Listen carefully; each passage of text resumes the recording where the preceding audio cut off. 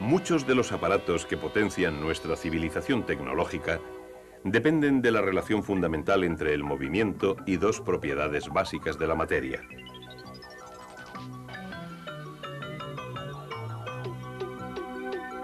ciencias físicas, electricidad y magnetismo.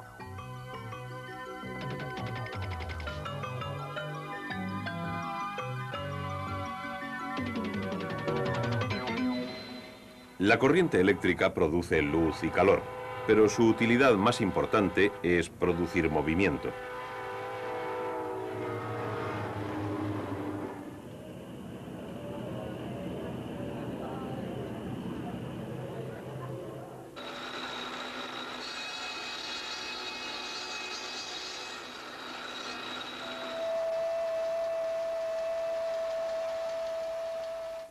Para ver cómo la electricidad produce movimiento, debemos comparar ciertas fuerzas. Fuerzas impulsadas por cargas eléctricas y fuerzas impulsadas por imán. Los polos norte y sur de un imán son los puntos de concentración del campo magnético que lo rodea. Dicho campo se muestra generalmente así, en dos dimensiones, pero en realidad los campos magnéticos tienen tres dimensiones, en el espacio que rodea al imán. Como resultado de la interacción del campo que rodea al imán, se puede utilizar un imán para poner en movimiento a otro, atrayéndolo cuando los polos cercanos son opuestos, repeliéndolo cuando los polos cercanos son iguales. Una corriente eléctrica puede producir también un campo magnético. La corriente eléctrica que fluye por un cable es en realidad una corriente continua de electrones, diminutas unidades de carga. Esta corriente forma a su alrededor un campo magnético. Cuando la corriente deja de fluir, el campo se derrumba. Cuando empieza a fluir de nuevo, reaparece el campo magnético. Y dos campos magnéticos interactuando pueden producir movimiento.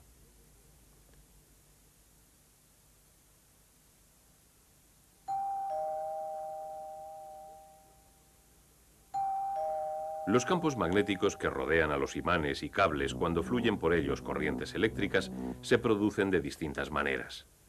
Cuando fluye la corriente por el cable, los electrones son impulsados de átomo en átomo. Cada electrón en movimiento produce un diminuto campo que se extiende a su alrededor. Si se extienden suficientes campos alrededor de suficientes electrones, aquellos se combinan para formar un campo mayor alrededor de todo cable. Un campo similar rodea al imán. También es la consecuencia de las cargas en movimiento, aunque el imán no lleve corriente. Helo aquí. Generalmente, cuando los electrones se desplazan en el núcleo del átomo, los campos que crean tienden a moverse en todas direcciones y se anulan entre sí. Pero los átomos de ciertas sustancias magnéticas desprenden varios campos. Estos campos pueden combinarse para formar un campo mayor alrededor de todo el imán. Este campo es igual al que se produce en un cable cuando lleva corriente. Tiene un polo norte y un polo sur. Y cuando los campos magnéticos interactúan, desprenden fuerzas que producen movimiento. El campo magnético que se produce en un cable cuando lleva corriente se intensifica cuando el cable forma una espiral. Y cuando el centro de la espiral es de hierro, el campo se intensifica aún más al concentrarse el magnetismo y produce un electroimán, que es mucho más potente que un imán corriente.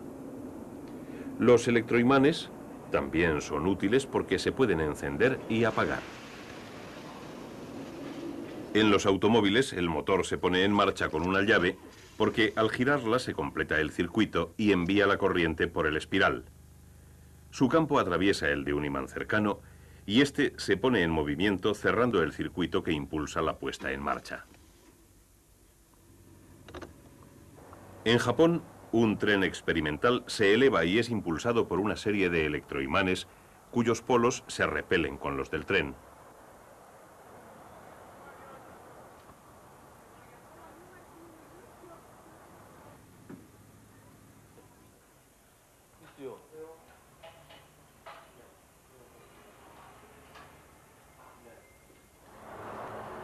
La fuerza magnética eleva el tren por encima de la vía y lo mantiene centrado durante su recorrido. Esta fuerza magnética que mueve al tren produce movimiento en línea recta. Se trata de un movimiento lineal. Pero los motores eléctricos utilizan espirales o bobinados que llevan corriente, a la vez que imanes para producir movimiento giratorio. Las piezas más importantes de un motor son el imán y el espiral o bobinado. El imán suele tener forma de U. Uniendo los polos de esta manera se concentra el campo en el espacio que hay entre los dos. Cuando la corriente pasa por el espiral, este se convierte en electroimán. Si los polos norte y sur están junto a los mismos polos del imán, una fuerza los separa, volviendo el espiral hacia los polos opuestos del imán. Pero si se invierte la dirección de la corriente, cuando el espiral se desliza, es impulsado de nuevo. Esto ocurre porque al invertir la dirección de la corriente se invierten los polos del espiral. De nuevo, los polos iguales se repelen y mueven el espiral. Estos empujones se unen para formar un movimiento rotativo continuo mediante la continua inversión de la corriente en el espiral.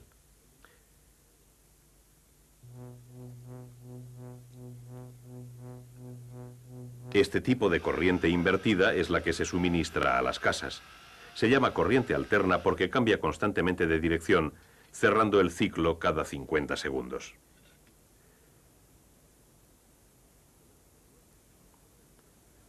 Naturalmente, los motores también pueden funcionar con corriente continua, la clase de corriente que genera una batería.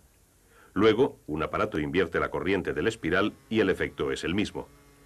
La relación entre electricidad, magnetismo y movimiento es tan íntima que dos de ellos producen el tercero.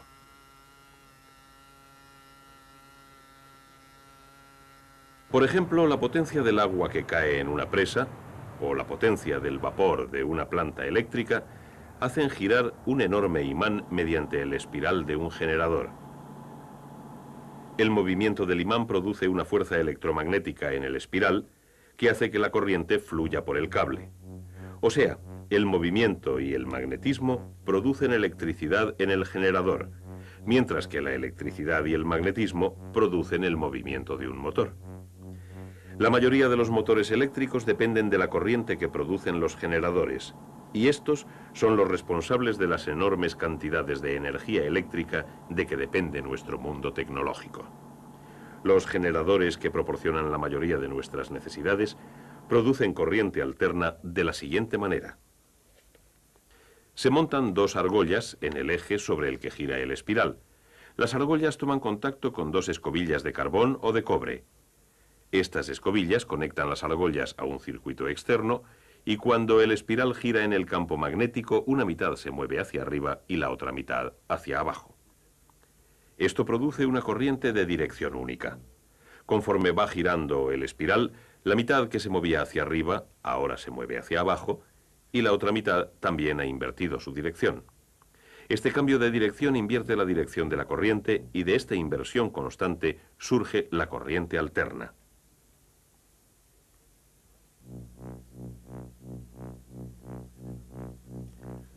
Los generadores pueden también producir corriente continua sustituyendo las argollas por un conmutador como el que se usa en los motores.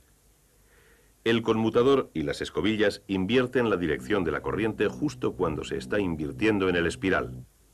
Consecuentemente, la corriente del circuito interno va siempre en la misma dirección, aunque la del espiral sea alterna.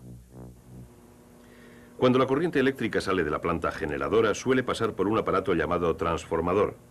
El transformador puede aumentar o disminuir la fuerza que mueve la corriente, el voltaje. Lo incrementa a fin de que pueda transmitir la potencia a grandes distancias. Es la manera más eficaz de enviar corriente por medio de cables.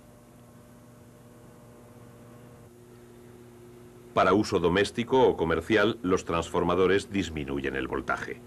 La mayoría de los aparatos eléctricos que utilizamos funcionan con bajo voltaje. El transformador cambia el voltaje de la siguiente manera. Imaginemos dos cables en espiral. Cada uno está conectado a un circuito diferente, pero los dos rodean al mismo núcleo. Cuando la corriente pasa por uno de ellos, genera un campo que magnetiza al otro. Pero como los dos comparten el mismo núcleo, sus campos se concentran al unísono y actúan como un gran campo único. Mientras fluya continuamente una corriente, nada ocurrirá. Pero supongamos que de repente cambiamos la dirección de la corriente de una de las espirales. Una ráfaga de corriente pasa por la segunda espiral y su circuito. Si la corriente invierte de nuevo su dirección, otra ráfaga pasa por la segunda espiral en dirección opuesta. En corriente alterna, la inversión es constante. ¿Pero por qué? Porque cada vez que la corriente cambia de dirección, los campos magnéticos que rodean las espirales se derrumban y cambian de dirección. El movimiento de este campo magnético cambiante de la segunda espiral pone en movimiento sus electrones. De nuevo, la relación entre electricidad, magnetismo y movimiento. Así que el transformador puede pasar corriente alterna de un circuito a otro. Pero para conseguir cambiar el voltaje, el transformador debe tener las espirales con distinto número de vueltas. Si la segunda espiral tiene más vueltas, se convierte en un transformador de subida. Cuando se introduce corriente alterna en la primera espiral, la corriente que genera la segunda tiene un voltaje más alto. Se transforma. El voltaje se puede disminuir utilizando un transformador cuyo segundo juego de espirales tenga menos vueltas que el primero. Los transformadores, generadores y motores dependen de fuerzas electromagnéticas. Pero estas fuerzas causan un efecto mucho más grande en nuestro planeta. El campo magnético de la Tierra es muy parecido al que se forma alrededor de una barra magnética y se pone en movimiento por medio de las corrientes eléctricas del interior de la Tierra. Las temperaturas aquí son tan altas que los átomos del hierro y del níquel que forman el núcleo interno están desprovistos de electrones y cogen cargas. Se cree que la rotación de la Tierra los pone en movimiento. Estas cargas eléctricas en movimiento pueden producir el campo magnético de la Tierra. El campo terrestre se extiende por el espacio donde actúa sobre las partículas cargadas que se producen en el Sol. Aunque el Sol es esencialmente una gran bola de gas, estas partículas están tan calientes que ya no actúan como gas, sino como corrientes de plasma de átomos cargados positivamente y de electrones cargados negativamente. Estas partículas responden a los campos magnéticos y cuando caen bajo la influencia del campo magnético terrestre, fluyen por la espiral que se forma entre los polos magnéticos de la Tierra. En las zonas polares, donde el campo las aproxima más a la Tierra, excitan a las moléculas de la atmósfera exterior y con un efecto muy parecido a lo que sucede con los tubos fluorescentes, producen la aurora boreal en los polos.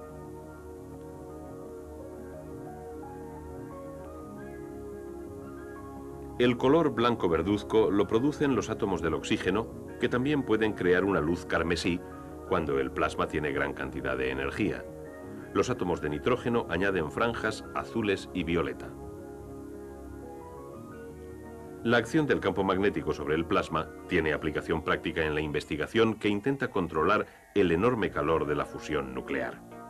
La fusión nuclear, mediante la cual los átomos de hidrógeno se convierten en helio, produce la enorme energía del Sol y otras estrellas. En algunos experimentos para controlar esta fusión hay que mantener el ardiente plasma de hidrógeno en un espacio muy pequeño. Puesto que el plasma responde a los campos magnéticos, se han fabricado distintas clases de recipientes magnéticos para mantener el plasma en su sitio, que se ve repelido desde todos los puntos de su contenedor.